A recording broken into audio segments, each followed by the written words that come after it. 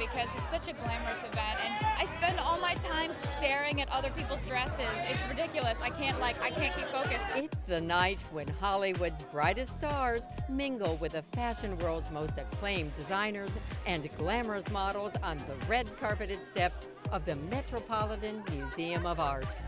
All are gathered there to celebrate the art of fashion and to raise money for the museum's Costume Institute. The Costume Institute's first exhibition opened in 1946 as part of the museum's 75th anniversary celebrations and consisted of 18th and 19th century costumes. Since then, the Costume Institute has raised its operating funds through an annual event originally called the Party of the Year, what is now known as the Costume Institute Gala. Vogue magazine's editor-in-chief, Anna Wintour, has been instrumental in elevating the profile of the gala, making it fashion's most sought-after invitation. The event made headlines in 1996 when Princess Diana graced the opening of the Christian Dior exhibit, wearing the first Christian Dior dress ever designed by John Galliano, who had just been appointed creative director at the legendary French house. In 2001, the Costume Institute marked the 40th anniversary of Jacqueline Kennedy's assumption of the role of First Lady with their exhibition, Jacqueline Kennedy, The White House Years. Curated by Vogue magazine editor Hamish Bowles, the exhibition was one of the Met's most popular, drawing over 500,000 visitors to the museum. Visitors turned out in record numbers, 661,509 people to be exact, for 2011's Alexander McQueen, Savage Beauty, making it one of the top 10 most visited exhibitions in the museum's history.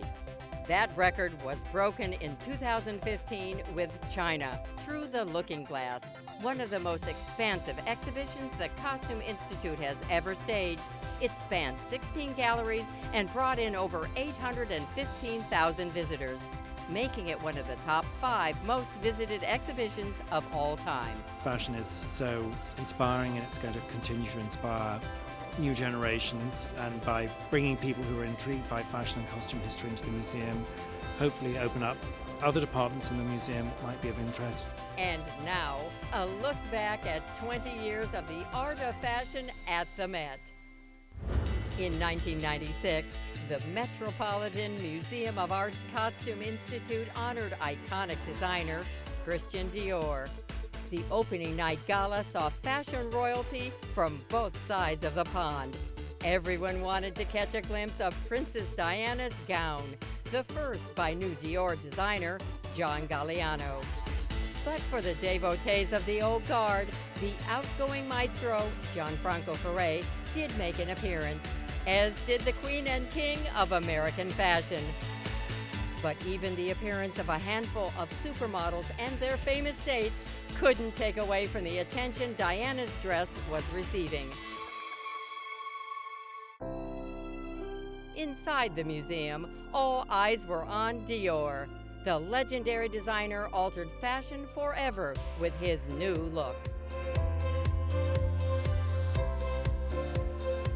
The idea of the shape, the tiny waist, and the padded hips. The femininity, the romance, was greatly inspired by flowers, his mother. Very rounded shoulders, very feminine. Interestingly enough, the new look, as it's called, was not a new look at all. It was, in fact, very much a revivalist kind of look, with a very narrow waist, with a great voluminous skirt, and with a pushed-up bust. But all of that femininity was really something new after the Second World War, because after the uncertainties and deprivation of the war, what Dior was offering was a kind of reinstated sense of glamour.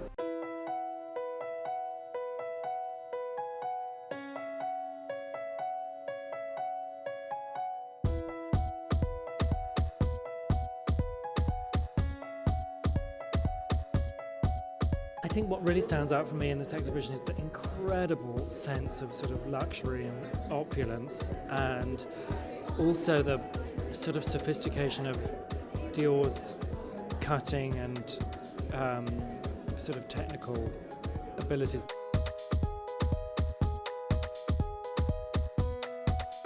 One of the amazing things about the exhibition is that the span is only 10 years. That what one sees is incredible embroideries, one sees capes, gowns, day wear. We've run the gamut from evening dresses to day wear and back to the most extravagant ball gowns. But there was a kind of virtuoso achievement on Dior's part to be able to dress the modern woman for every time of day and for every option in terms of life.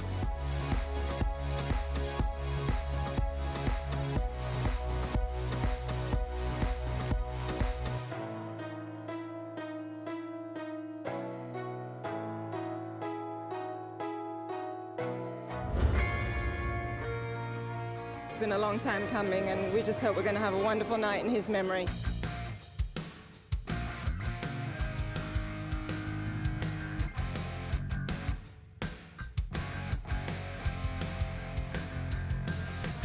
Fashion and rock and roll, they've both been around a very long time. So it was inevitable that they meet.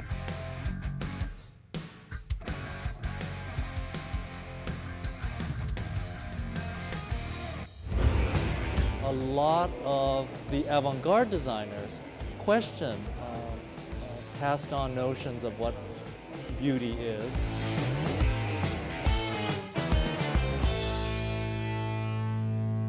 Ask not what your country can do for you. Ask what you can do for your country. As 35th President of the United States, John F. Kennedy gave the country one of the most influential First Ladies of all time. From the moment she set foot on the campaign trail, Jacqueline Kennedy captivated not only America, but the world with her alluring beauty and understated style. The Metropolitan Museum of Art paid homage to Jackie with an exhibition celebrating the enduring impact of her White House years. It's exciting that we're celebrating the 40th anniversary of Jacqueline Kennedy's emergence as First Lady. For me and for those who knew my mother, she will always be a part of us and of our lives. And she will always grace the history she helped to make. She's such an icon, and she had such a global influence in fashion in the world. I mean, so many women copy her, and still going on. Visually, I think that probably there's no First Lady who has so strongly influenced a period of the White House as Mrs. Kennedy did. She was a very modern woman, a very young woman, wearing wonderful, simple clothes. What's fascinating about the clothes is that they really tell the story, and one sees how very keenly Mrs. Kennedy at this period thought about the power of fashion and style and the messages that one could convey through clothing. The coat behind me, for instance, Jackie called her good luck coat because she wore it the day that Jack announced his candidacy for president. Here we have a prototypical pillbox hat. She actually hated hats. She compromised and worked with sales lady Marita O'Connor at Bergdorf Goodman, where the custom hat designer was Halston. On her travels, she liked broad brim hats. She would step off a plane and you'd be able to see America's First Lady. She knew the power of clothing, she knew the power of presentation. She had a real grace and a character, the way she walked, the way she moved, and that's as much about her style as her clothes. She was the ultimate of what class is, and yet she was approachable at the same time. Jackie was a sort of unexpected hit with the Canadians. This is a red suit by Pierre Cardin. The dress matched the Mounties' uniforms. The Canadians all felt that it was an extremely considered diplomatic gesture that she'd, match the suit to the outfit.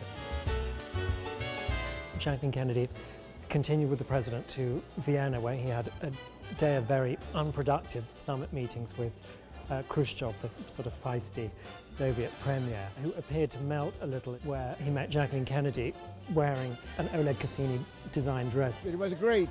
She picked me. That was the greatest thing to happen in my life. Then I did a good job. That was the second greatest thing I did in my life. This Oleg Cassini designed coat was worn by Jacqueline Kennedy when she arrived in New Delhi. She was greeted by Nehru, and the coat in a way reflects the lines of his eponymous Nehru jacket. She changed into exactly the same coat and hat, but in white, to go and lay flowers on Gandhi's shrine. White, of course, is an Indian colour of mourning, and one sees that she's established this pattern of complementary clothing. This is a dress by Gustave Tassel that Jacqueline wore for an elephant ride in Jaipur with her sister, and although it's got a fuller skirt than she normally wears, that's about the only concession to a planned elephant ride. Jacqueline Kennedy's state evening clothes were very formalized. They were rather stiff and almost two-dimensional in a way. But at one point she wrote to Oleg Cassini asking him to design her a sort of drapey dress in the Madame Grey tradition. She appealed to all women, all different parts of her, the things that she wore, her glasses, her handbags, everything. Dark glasses was such a trademark of Jacqueline Kennedy's, and she sort of later said that she felt protected by them in a way because she could see what was going on, but people couldn't really see what was going on behind them. I hope people come away thinking that she's more than just fashion. She's greatly missed, but I think she's smiling down on her family tonight. Women have come to terms with the fact that they can be feminine and powerful and strong and intelligent at the same time.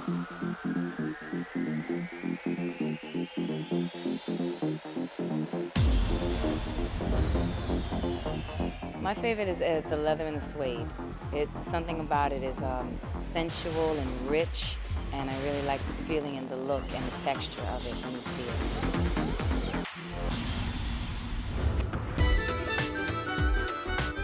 You'll find models wearing a Chanel jacket with jeans, or you'll find, you know, my grandmother loved to wear Chanel.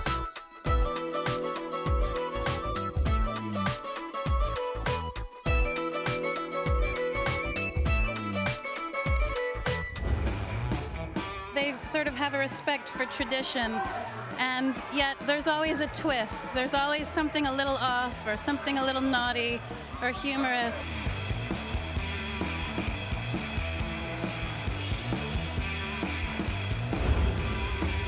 I love Wonder Woman's outfit. That's the one I want to wear.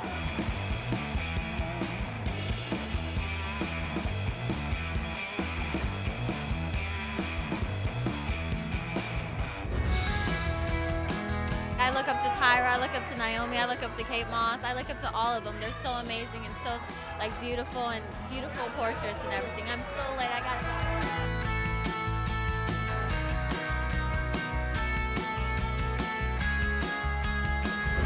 The freedom to express yourself. It's really amazing that we live in a country where we can do whatever we want. And, you know, I think that that's something that should be celebrated in any person. But you take your rights for granted, but we didn't used to have them.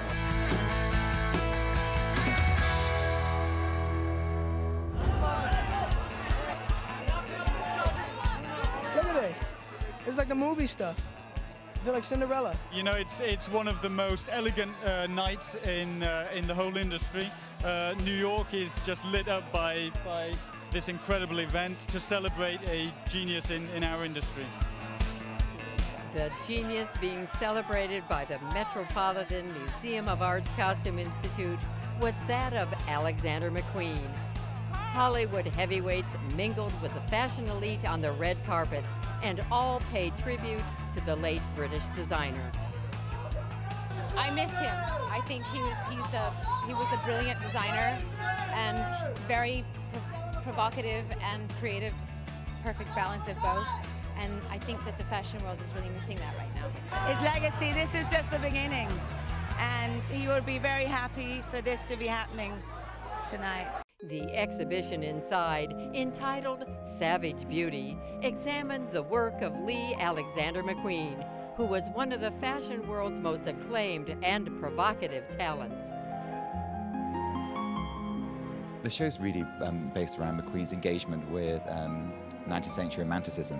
I always felt that McQueen's life and his fashions unfolded like a Byronic sort of poem. And he was deeply romantic in the Byronic sense of the word. The themes of the exhibition are structured around recurring themes in McQueen's work, but themes that also were very prevalent to the Romantic movement. So things like nature, exoticism, primitivism, nationalism. And these are all themes that McQueen would engage with deeply throughout his career, but were also reflected by artists and writers of the 19th century Romantic movement. This gallery is primarily looking at McQueen's methods of cut and construction. He was an extraordinary craftsman, and he trained on Savile Row, and so knew the skills of his trade very well. And I think because he knew them so intimately, he was able to subvert them and upend those details. And I think what's interesting about his tailoring is how he was able to, in a way, combine the rigors of tailoring with the spontaneity and playfulness of dressmaking, which you see in this particular piece behind us with the hard shoulder, the nipped-in waist, but then the deconstructed skirt. And I think it's because he knew how to make clothes so intimately that he was able to subvert those practices. You're very conscious of showing a legacy that is true to him and true to who he was as a designer. And luckily, because all of his team are still together, we were able to work with people like Sarah Burton. So it was great having access to Sarah to find out about McQueen's design process. So just in our conversations, I learned so much about how McQueen would construct a collection and how his fashions came together. Sarah Burton, currently at the helm of the label, was on hand to talk about her experience working with McQueen. When I walked into the exhibition, I thought of Lee. The emotion, passion, and attention to detail he had for everything that he did. The Sunday that he walked along the beach at Fairlight and came to work on the Monday morning with bags full of razor clam shells, the studio smelt like the sea. I'm very proud and honoured to have worked for him. He truly was a genius. Collection after collection, McQueen always knew how to put on a show, and everyone has a favorite McQueen moment. One of my favourite collections was a show called Number 13, which ended with Shalom Harlow rotating on a turntable with this robot spray painting her, and that was the first collection I went to. The dress, which was all red bugle beads going into a mask, which is extraordinary.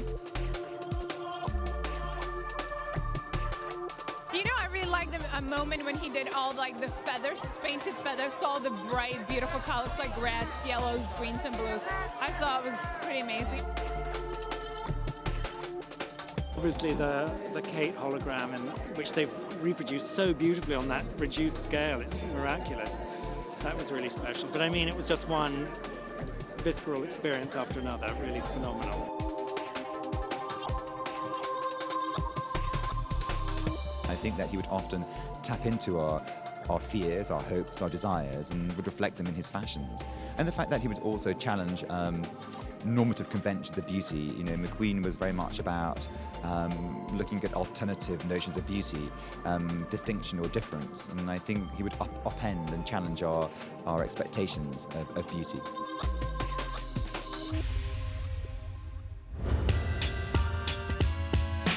They're intelligent, controversial, brilliant. There's no rules. They set their own, and I think it's a brilliant concept for this tonight.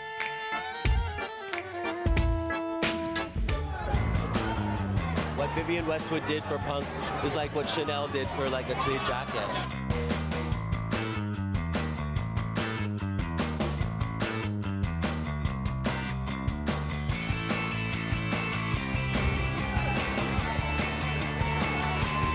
Sensational on many levels.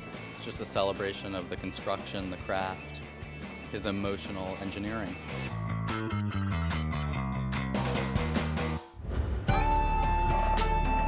The first Monday in May, Hollywood's A-list bring their fashion A-game to New York for the definitive red carpet event of the year, the Metropolitan Museum of Art's Costume Institute Gala.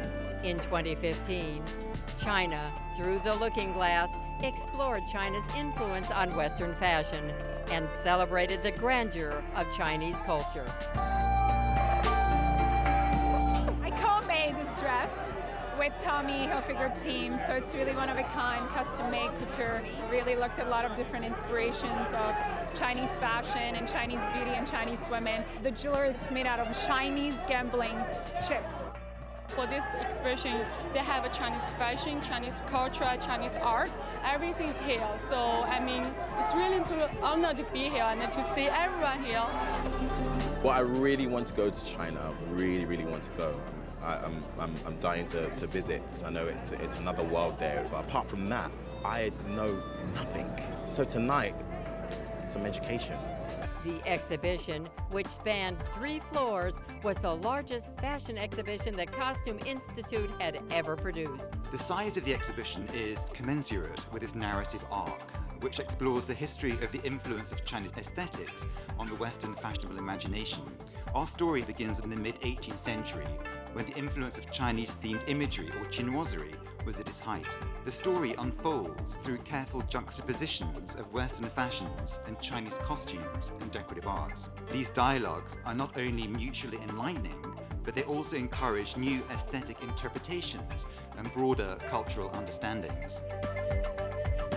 The pace of the show unfolds cinematically. In some cases, the rooms are personal and intimate, such as the galleries devoted to Chinese silk, calligraphy and blue and white porcelain. In other cases, they're dramatic and theatrical, such as the gallery devoted to Peking opera and the gallery devoted to wuxia. Each gallery contains a film or series of films that relate to its theme and content. Film is frequently the first lens through which Western designers encounter Chinese imagery, and the exhibition explores the impact of movies in shaping their fantasies. Internationally renowned Chinese filmmaker Wong Kar-wai served as artistic director of the exhibition. With China through the looking glass, we have tried our best to encapsulate over a century of cultural interplay between the East and the West that has equally inspired and informed. It is a celebration of fashion, cinema, and creative liberty. Perhaps the most well-known film is Wong Kar-wai's In the Mood for Love, which features an array of exquisite cheapaos, including versions with Matisse-like floral designs in muted tones. No one's made the cheapao look quite as stunning on screen as Wong Kar-wai. Well, it's just so multi-layered and it's ever kind of evolving. The Galliano Dior pieces in the Astor Court just look incredible together. The Travis Banton's dress for Anna May Wong is phenomenal. And of course, the robes that were literally made for and worn by the emperors in the 18th, 19th and early 20th century in the Anna Wintour Costume Court downstairs are just incredible. And then so interesting seeing them juxtaposed with 20th and 21st century designers' reinterpretations. What I love about this exhibition is it shows how present-day designers are inspired by China, but that as you see the depth of the exhibition, you get a sense that China has always been there, and that China has been influencing Western taste, Western fashion, certainly for the last couple of 100 years. But now people can encounter Chinese art that has a 5,000-year history. So I think part of the excitement for me is that by having this exhibit in the Chinese galleries, people will say, I want to come back and experience more about China.